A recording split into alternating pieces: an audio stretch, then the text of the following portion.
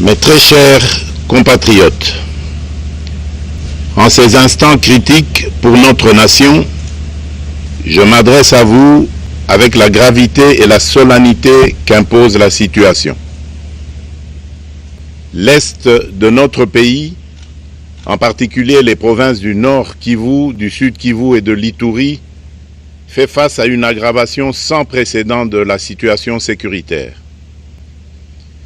Les forces de défense du Rwanda, en soutien de leurs marionnettes du M23, poursuivent leur entreprise terroriste sur notre territoire, semant la terreur et la désolation parmi nos populations.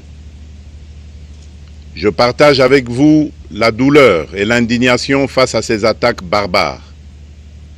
Ces actes ne sont pas seulement une attaque contre la République, mais une offense à l'histoire et à la dignité de notre peuple.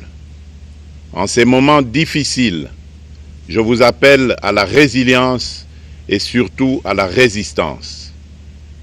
Face à cette situation, permettez-moi de vous rassurer. Une riposte vigoureuse et coordonnée contre ces terroristes et leurs parrains est en cours. Nos vaillantes forces armées de la République démocratique du Congo, symboles de courage et de patriotisme, sont pleinement mobilisées, prêtes à défendre chaque centimètre de notre territoire. J'ai personnellement convoqué et présidé des réunions de crise avec une équipe restreinte du gouvernement, le haut commandement militaire ainsi qu'une réunion interinstitutionnelle afin d'évaluer les récents développements de la situation et de lever les options pour repousser les agresseurs et reconquérir chaque parcelle de notre territoire. À cet effet, j'ai nommé ce 28 janvier le général-major Évariste Somo Kakule au poste de gouverneur militaire du Nord Kivu pour renforcer la coordination des opérations militaires et restaurer l'autorité de l'État. Parallèlement, nous avons engagé d'importantes démarches diplomatiques, notamment au sein du Conseil de sécurité des Nations Unies, ainsi que dans le cadre du processus de paix de Luanda, auquel nous restons pleinement engagés malgré les obstacles. Nous privilégions la voie du dialogue, mais toujours avec lucidité, tout en restant fermement résolus à défendre notre territoire et notre souveraineté par tous les moyens nécessaires. Mais ce combat n'est pas seulement celui des FARDC. C'est le combat de tout un peuple, le combat de notre identité congolaise, afin de léguer aux générations futures un pays prospère et en paix. À tous nos compatriotes, dans chaque province, chaque ville, chaque territoire et chaque village, ainsi que ceux de la diaspora, sans distinction d'appartenance ethnique ou politique, unissons nos efforts. Apportons un soutien indéfectible, moral et matériel à nos vaillants soldats. Mobilisons-nous comme un seul homme pour défendre notre souveraineté et sauvegarder notre intégrité territoriale. Je suis pleinement conscient des souffrances de nos compatriotes qui fuient les hostilités. Le gouvernement est instruit d'activer le plan d'urgence humanitaire pour venir en aide aux déplacés. À vous, habitants de Goma et des environs, je ressens profondément votre douleur qui est aussi la mienne. Elle traverse nos cœurs et nos âmes en tant que fils et filles d'une même patrie. Mais face à cette épreuve, je vous exhorte à puiser dans cette force intérieure qui fait la grandeur du peuple congolais. Résistez avec courage. Faites preuve de vigilance constante et gardez votre calme malgré l'adversité. Sachez que nous ne sommes pas restés inactifs. Des plans de contingence sont préparés pour assurer la protection de la population civile et prévenir toute escalade de la violence. Les dispositifs de sécurité ont été renforcés pour protéger les zones stratégiques et nous travaillons sans relâche pour garantir le fonctionnement des services essentiels. Je tiens à rendre un hommage solennel à tous ceux qui ont payé le prix ultime dans cette lutte pour notre dignité et notre souveraineté. J'ai une pensée pieuse pour le général-major Peter Chirimwami, gouverneur militaire du Nord Kivu, tombé les armes à la main. Je m'incline avec respect devant la mémoire de tous nos militaires et de tous les Wazalendo tombés sur le champ d'honneur. Je pense aussi aux soldats de la mission de la communauté de développement d'Afrique australe, la SAMI DRC, qui combattent à nos côtés, aux casques bleus de la MONUSCO, qui ont sacrifié leur vie pour la paix, ainsi qu'aux innombrables civils victimes de la barbarie ennemie. Leur courage et leur sacrifice ne seront jamais oubliés. Et nous portons leur flambeau avec la ferme détermination d'achever leur noble combat. Je voudrais ici interpeller directement la communauté internationale et l'Union africaine. Le Rwanda continue de violer ouvertement et sans scrupule les principes fondamentaux de la Charte des Nations Unies ainsi que les accords régionaux. Pire, ces agissements se déroulent dans une impunité totale et ce, avec un mépris manifeste des règles internationales et des valeurs que ces institutions sont censées défendre. Cette attitude arrogante, qui ne cherche même plus à masquer ses forfaits, est une provocation inacceptable à l'égard de notre souveraineté et de la stabilité régionale. La présence de milliers de soldats rwandais sur notre sol, leur soutien politique, logistique et militaire à leur pantin du M23, ainsi que leur implication dans l'exploitation illégale de nos ressources naturelles, nous conduisent tout droit à une escalade aux conséquences imprévisibles, mettant en danger toute la région des Grands Lacs. Votre silence et votre inaction face à la barbarie du régime de Kigali et aux atrocités perpétrées par ses supplétifs sur notre territoire constituent un affront non seulement à la République démocratique du Congo, mais également aux valeurs universelles de justice et de paix. Le peuple congolais prend acte de cette passivité qui frôle la complicité.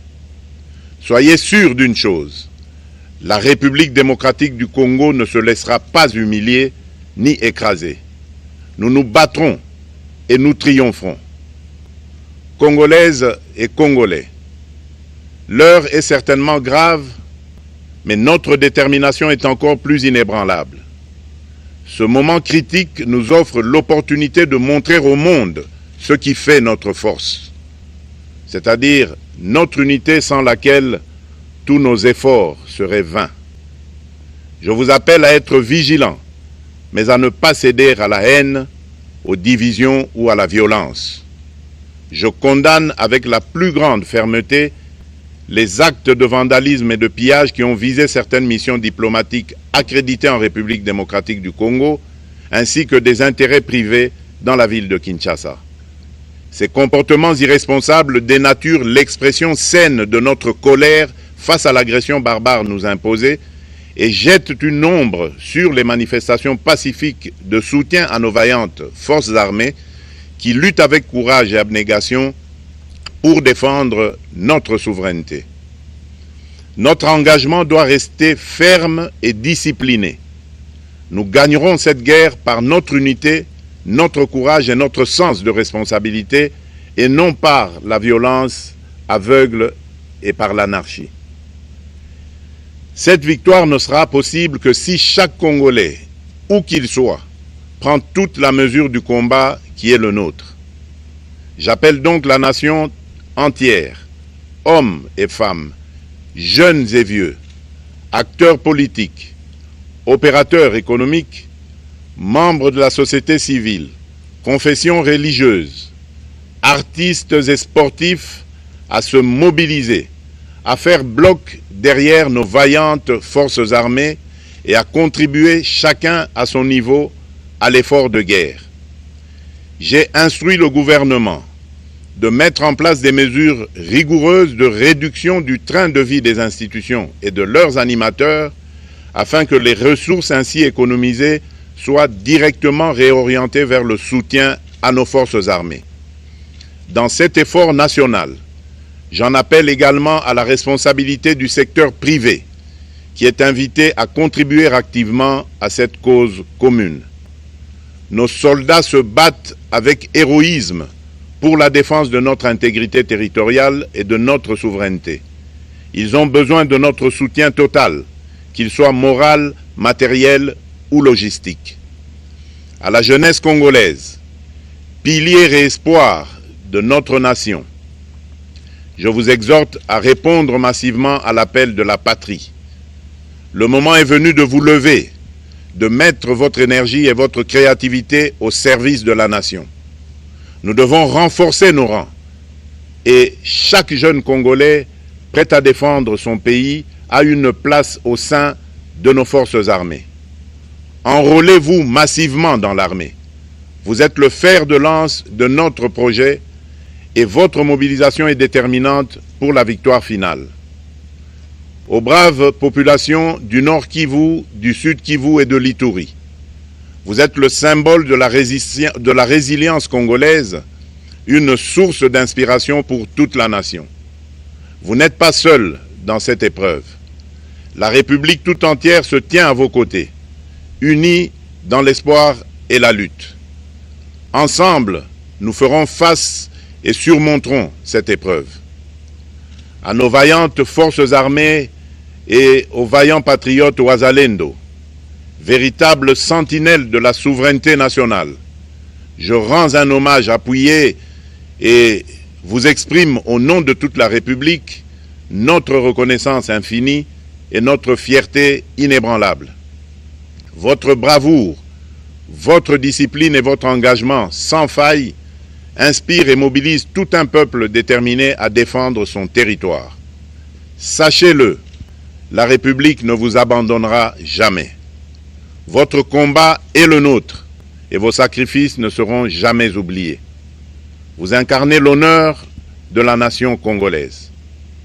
À tous mes compatriotes d'ici et de la diaspora, la République démocratique du Congo ne pliera pas. La République démocratique du Congo ne reculera pas. Je ne vous abandonnerai jamais. J'en fais ici le serment. Le soleil n'a pas cessé de briller sur notre patrie. Ensemble, main dans la main, nous surmonterons cette tempête et nous ouvrirons une ère nouvelle de paix et de prospérité pour les générations futures. Que Dieu bénisse la République démocratique du Congo et son peuple. Je vous remercie.